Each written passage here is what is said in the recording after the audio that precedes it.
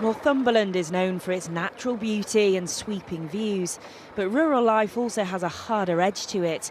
Those living here are often more exposed to rising costs.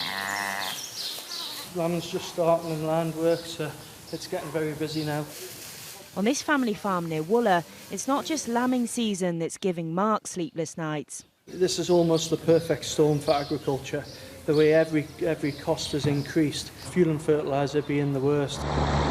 These sky-high prices mean some farmers are planting fewer crops, and that could push up food prices.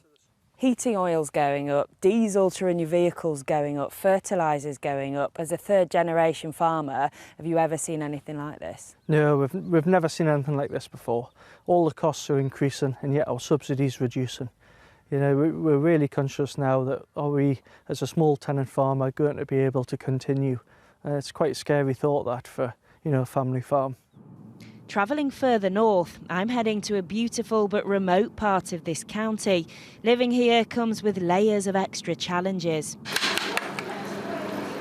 This goes where? Who is getting these? This goes to whoever. We do adults, we do children, anybody who's hungry. This charity near Berwick makes warm meals for those who can't afford to buy fresh produce or the electricity to cook it. People are really hungry, and I think it's really quite sad in 2022. You do hear children say, "Mummy, have you got enough money?" And some families haven't. I think once the electricity goes up and things like that, I think we'll have a lot more demand. They're already delivering 300 meals a week, often to the most isolated locations and to people struggling to cover the cost of getting to the nearest town. In rural areas like this, having a car isn't a luxury, it's a necessity. Public transport links and bus services are patchy and irregular. It's expensive to get around. Analysis by Fair Fuel UK, shared with ITV News, suggests petrol and diesel is on average 8p a litre more expensive in the countryside than in cities. It just feels as though it's going to curtail my life again. Pensioners like Pat save on heating costs during the day by coming to these community spaces. Pension rises aren't keeping up with the soaring cost of living. The rate never goes up, and when it does go up, the council tax goes up even more, so you end up worse off than you were before. So sometimes you think, I wish I could go back a couple of years and I would be a lot better off now. And tight budgets are getting even tighter. I'm travelling west to Hexham to meet single mum Rosie. She's on universal credit herself and finding it hard to pay the bills. My electric went off 2 weeks ago, and it went off on the Thursday, and I couldn't afford to put it back on until the Monday. And that was it was a really cold weekend.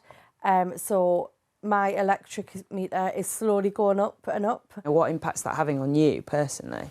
It makes me feel upset and angry, and at the same time a little bit worthless.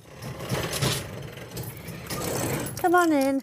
Across the road, Rosie's mum, Sam, runs the food bank. It's incredibly busy, it really is. It's been quite shocking. Her team is now handing out heating vouchers. She says working households who were just about managing are now falling off that economic cliff edge. So this is a poverty emergency. We need the decision makers to recognise that it's an emergency. This is no longer sustainable. Food banks cannot solve poverty.